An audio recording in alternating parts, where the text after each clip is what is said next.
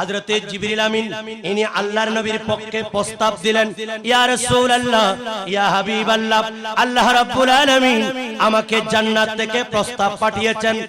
এক নম্বর প্রস্তাব, আপনি আপনার শাহজাদি খাতুনে জান্নাত মা ফাতেমা তাজ-জাহরা রাদিয়াল্লাহু তাআলা এবং মাওলা আলী শেরে খুদার আপনি দুবইয়েরকে আপনি নেকার ব্যবস্থা করেন।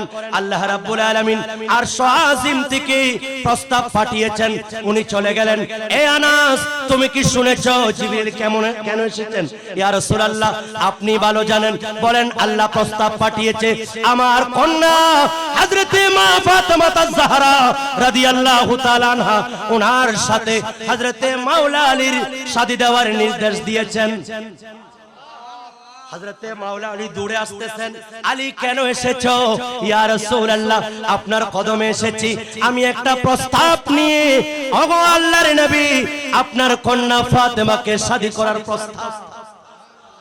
আলী, এইমাত্র জিবরিল গিয়েছে তোমার পক্ষ থেকে, আল্লাহর দরবার থেকে তোমার জন্য প্রপোজ পাঠিয়েছে। আর একটু বড় করে বলেন। আজকে সেই মাকে মা ফাতেমা বললেও নাকি অনেকের খারাপ লাগে। নাউজুবিল্লাহ বলেন। ওই আমরা একটা সঙ্গীতে পড়ি না, মা ফাতিমার নয়নে মনি হযরত আলীর আনে ইমাম হোসেন শহীদ হলেন। দান বলেন ইমাম হোসেন শহীদ। একটু হাত তুলে দেখান না। আনে মা ফাতিমার নয়নে মনি হযরত আলীর আনে ইমাম হোসেন। দান বলেন ইমাম হোসেন শহীদ হলেন।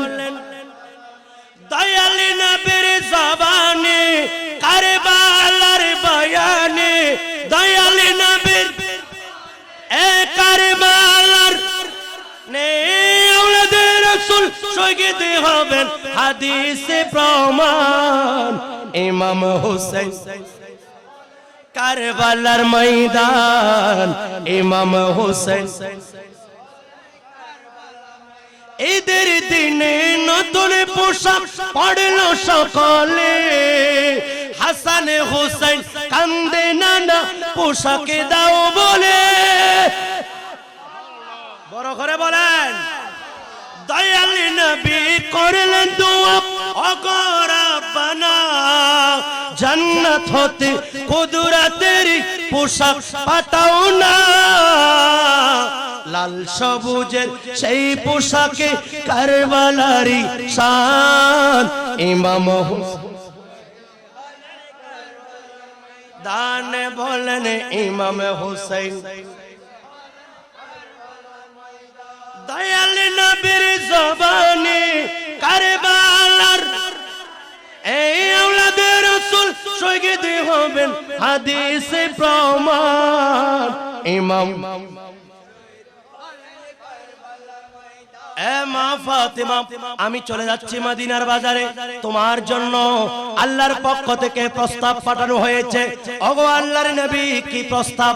এ মা ফাতেমা, আমার কলিজার টুকরা বেটি, তোমার সাথে মাওলা আলীর শাদীর প্রস্তাব। আল্লাহর নবী জিজ্ঞেস করলেন, তোমার মতামত কি? ও আব্বা জান, আপনার মর্জি যেমন। এমন সময় মদিনার বাজারে গেলেন, আল্লাহর নবী এক জোড়া পোশাক কিনে আম্মা জান খাতুনে জান্নাতকে দিলেন। এ খাতুনে জান্নাত, জান্নাতের রমণীদের সরদার, আমি আল্লাহর নবীর পক্ষ থেকে তোমার জন্য এই এক জোড়া পোশাক, আমার আলী যেই দিন দোলা সেজে আমার ঘরের মধ্যে আসবে, সেই সময় তুমি এই পোশাক পরে আমার আলীর ঘরে যাবে। এই পোশাক নিয়ে আল্লাহর নবীর বেটি হযরতে খাতুনে জান্নাত ইনি রেখে দিলেন। এমন সময় একজন ভিক্ষুক আসলেন। ওগো আল্লাহর নবীর আওলাদ, আহলে বাইত রাসূল, জান্নাতের ওয়ারিস, জান্নাতের রমণীদের সরদার, ওগো মা ফাতেমা, আপনার কাছে চলে আসলাম। ওগো কেন এসেছেন? একটা পুরাতন পোশাক দেন, যেহেতু এই দরবার থেকে যদি কেউ কালি চলে যায়, তাহলে পৃথিবীর আর কোন জায়গায় তার জন্য কোনো ভিক্ষা নাই। ওগো আহলে বাইত রাসূল, আপনাদের কাছে এসেছি, একটা মাত্র আমাকে পুরাতন পোশাক দেন। একটা পুরাতন পোশাক দিয়ে দিলেন। এমন সময় চলে যাচ্ছেন আম্মা জান খাতুনে জান্নাত ফাতেমা আয-জাহরা রাদিয়াল্লাহু তাআলা ওনার মনে পড়ে গেল আল্লাহর কোরআনের আয়াত লা তানালুল বিররা হাত্তা তুনফিকু মিম্মা তুহিব্বুন, তোমাদের প্রিয় বস্তু যতক্ষণ পর্যন্ত আল্লাহর রাস্তায় কুরবানি করবে না ততক্ষণ পর্যন্ত তোমরা কেউ পরিপূর্ণ পুণ্যবান হবে না। আর একটু বড় করে বলেন, বলেন দাঁড়ান দাঁড়ান, ওই পোশাক নয়, আমার আব্বাজান সৈয়দুল মুরসালিন আমার শাদীর জন্য এক জোড়া পোশাক আমাকে উপহার দিয়েছেন, সেজন্য আমি ওই পোশাক আপনাকে দিয়ে দিচ্ছি। দিয়ে দিলেন বিবাহের দিন আল্লাহর নবী রাহমাতুল লিল আলামিন। এমন সময় বিবাহের প্রস্তাব এবং কবুল উভয়টার সামনাসামনি হলো। এমন সময় হযরতে জিবরিল আমিন তাশরীফ আনলেন। ইয়া রাসূলুল্লাহ, ইয়া হাবিবাল্লাহ, আল্লাহ রাব্বুল আলামিনের পক্ষ থেকে আপনাকে এবং খাতুনে জান্নাত মা ফাতেমাকে সালাম দেওয়া হয়েছে। ইয়া রাসূলুল্লাহ, ইয়া হাবিবাল্লাহ, আল্লাহর পক্ষ থেকে জান্নাত থেকে এক জোড়া পোশাক আপনার কন্যা ফাতেমার জন্য পাঠিয়েছেন। আল্লাহর পক্ষ থেকে হাদিয়া নিয়ে এসেছি, দিয়ে দিলেন। রাসূল পাক সাল্লাল্লাহু আলাইহি ওয়াসাল্লাম খুতবা পড়লেন, মাঝখানে আদ্য এবং সম্পন্ন হলো। এইবার মাওলা আলী, আমার মা বোনরা ভাইরা আমার বাবারা একটু খেয়াল করেন, আল্লাহর নবী রাহমাতুল লিল আলামিন এক পাশে মাওলা আলীকে নিলেন, আরেক পাশে মা ফাতেমা আয-জাহরাকে নিলেন। আল্লাহর নবী চোখের পানি ছেড়ে দিয়েছেন। একজন বাবা জানেন, একজন আদরের সন্তানকে বিয়ে দেওয়ার সময় যেই মেয়েটাকে লালন পালন করেছি, এত বড় করেছি, যেই মেয়ে আমি আসার আগে আগে আমার খোঁজ খবর নিত, যেই মেয়ে আমাকে পানির ব্যবস্থা করত, ওযু করিয়ে দিত, আমি আব্বার খেদমত করত, আজকে আমি আরেকটা পরিচিত ঘরের মধ্যে দিয়ে দিচ্ছি। এমন সময় বাবার চোখের পানি ছেড়ে দেন।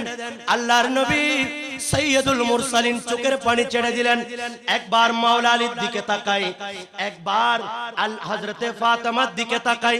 যেহেতু বিবাহ সম্পন্ন করবেন, আল্লাহর নবী বলেন আমার ফাতেমা আমার ঘরে জন্ম, সেজন্য ফাতেমার ওলি অভিভাবক আমি, আলী তোমার অভিভাবককে। এমন সময় জিবরিল আমিন বললেন, ইয়া রাসূলুল্লাহ, আল্লাহর পক্ষ থেকে জানানো হচ্ছে যেহেতু আপনার বেটি ফাতেমা আপনার ঘরে জন্মগ্রহণ করার কারণে আপনি তাকে অভিভাবক হিসাবে মনোনীত হয়েছেন। ওগো আল্লাহর নবী, হযরতে মাওলা আলীর জন্ম যেহেতু আল্লাহর ঘর খানে কাবায়, সেজন্য আল্লাহ নিজেই মাওলা আলীর অভিভাবক। চিৎকার দিয়ে বলুন আল্লাহু আকবার।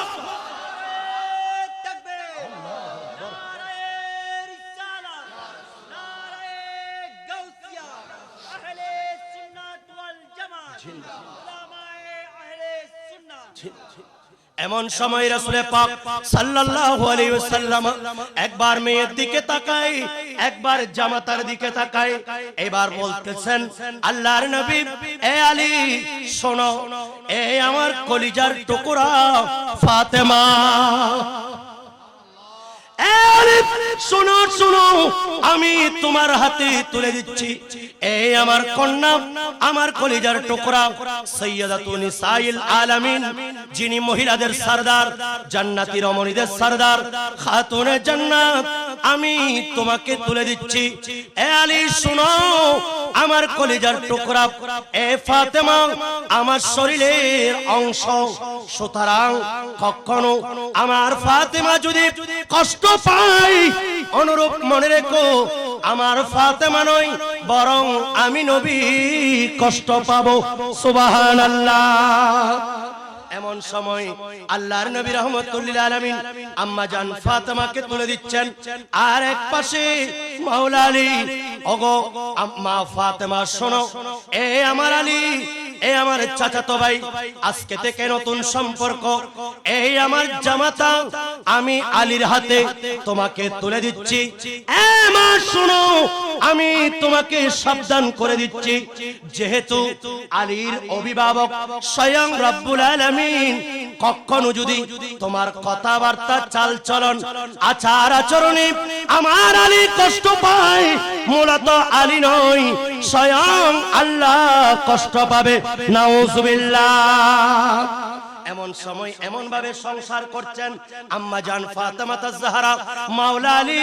যখন মাওলা আলী ঘরের মধ্যে আসতেন, আম্মা জান ফাতেমা রাদিয়াল্লাহু তাআলা এমন ভাবে ঘর সংসার করতেন, এমন ভাবে কথা বলতেন যাতে আলী কষ্ট না পায়।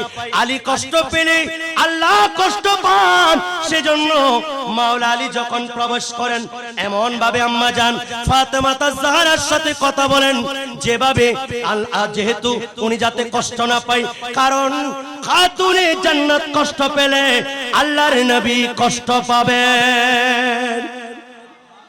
আচ্ছা, এই পদ্ধতিতে যদি আমাদের সমাজে দাম্পত্য জীবন সুখী শুরু হয়, এভাবে যদি আমাদের বৈবাহিক জীবন চলে, আচ্ছা সেই ঘরের মধ্যে কি কখনো তালাক থাকবে?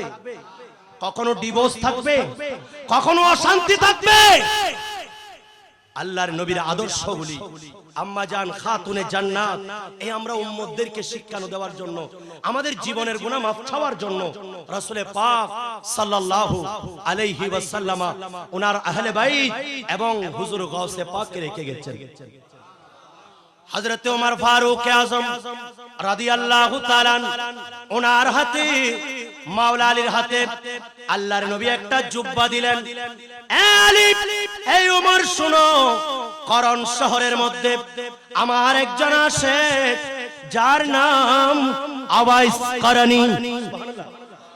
হযরত ওয়াইসুল করণী রাদিয়াল্লাহু তাআলা উনি আছেন, উনি ওনার আম্মা বৃদ্ধ অবস্থায়, ওনার সেই সৌভাগ্য হয়েছে আমি নবীর যুগ পেয়েছে।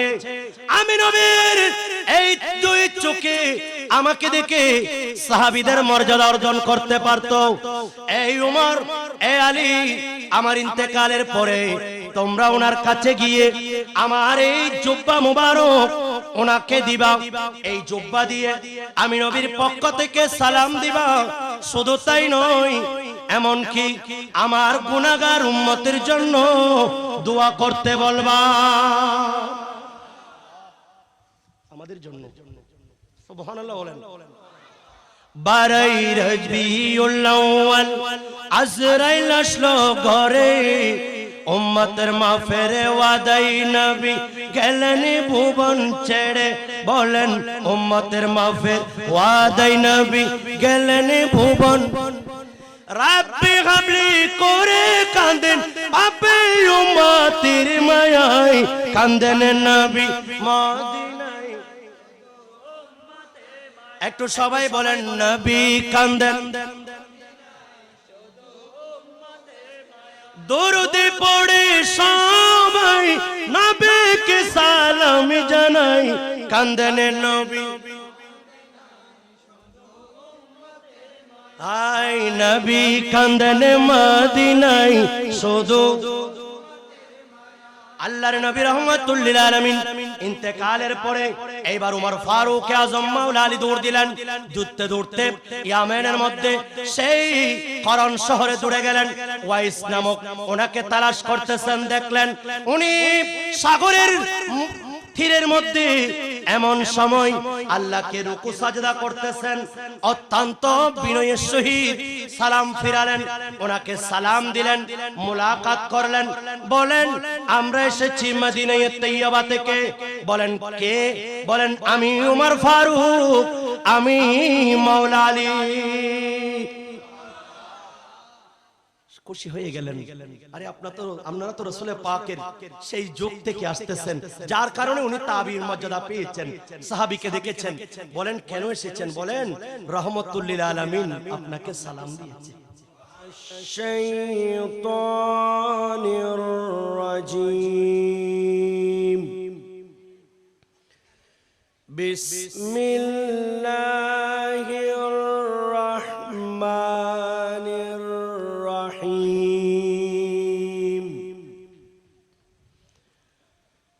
আলহামদুলিল্লাহি রাব্বিল আলামিন ওয়াল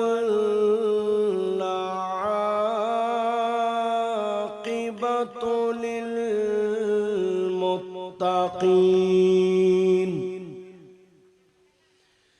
والصلاة والسلام على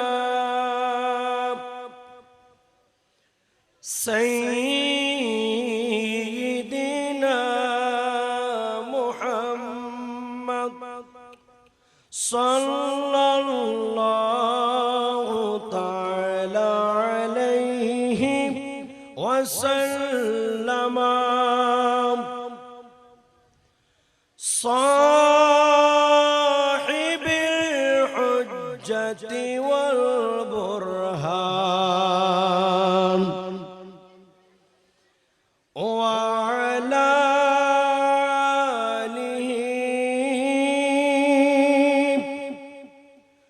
وصحبه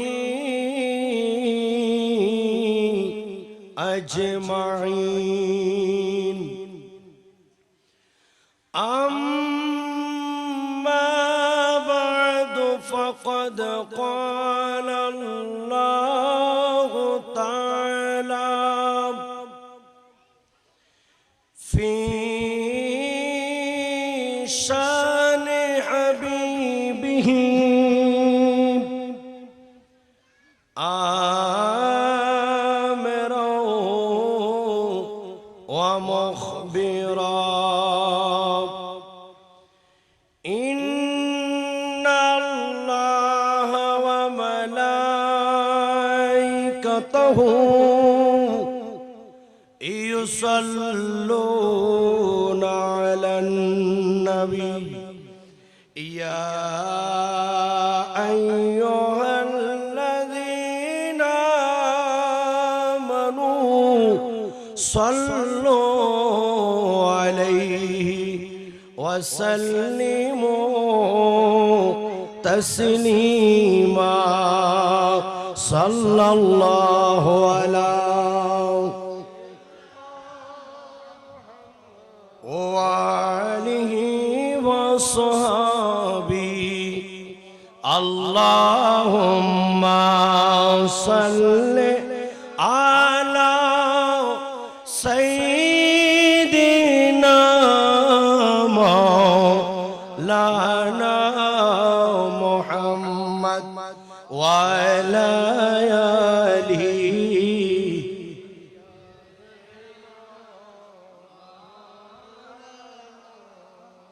আরেকটু মোহাব্বত নিয়ে দুরূদ শরীফ পড়ি গভীর রাতে আল্লাহুম্মা মাশাআল্লাহ সাইয়্যিদিনা মুহাম্মদ ওয়া আলা আলিহি মাশাআল্লাহ दिल पर गम ने फिर लगाया ज़ख़म क़रीब या रसूल दर्दों में अब हद से गुज़री बेक़रारी या रसूल अल्लाहुम्मा सय्यिदिना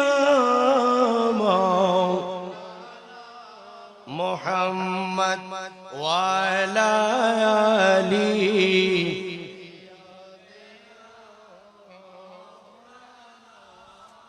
सलातुन या रसूल अल्लाह अलैकुम गौसे आज़म आपसे फरियाद है जिंदा पीरी पाके मिल्लत कीजिए सलातुन या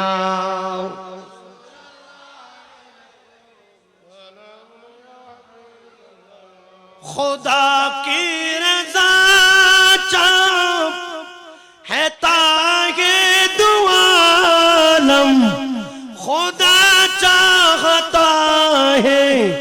रज़ाई मोहम्मद ज़हीज़तो एतलाए मोहम्मद कहे अर्श हक ज़ेर पाए मोहम्मद सलातुन या।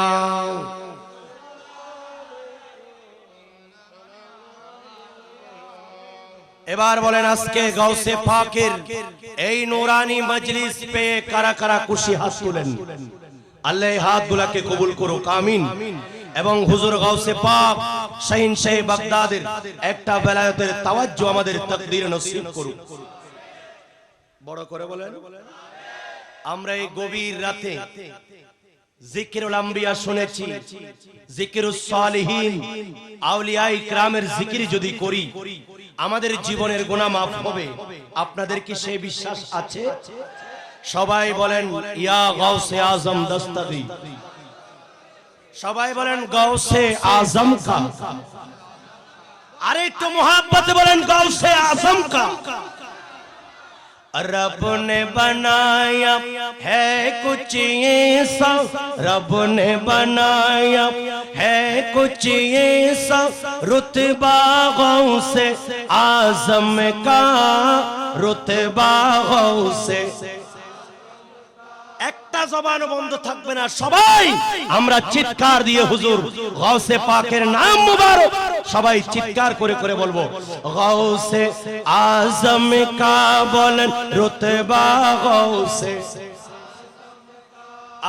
रब ने बनाया है कुछ ऐसा, रुतबा गौसे आज़म का, रुतबा गौसे। जिन्नो बशर की लब पे सजा है, जिन्नो बशर की लब पे सजा है, खुतबा गौसे आज़म का,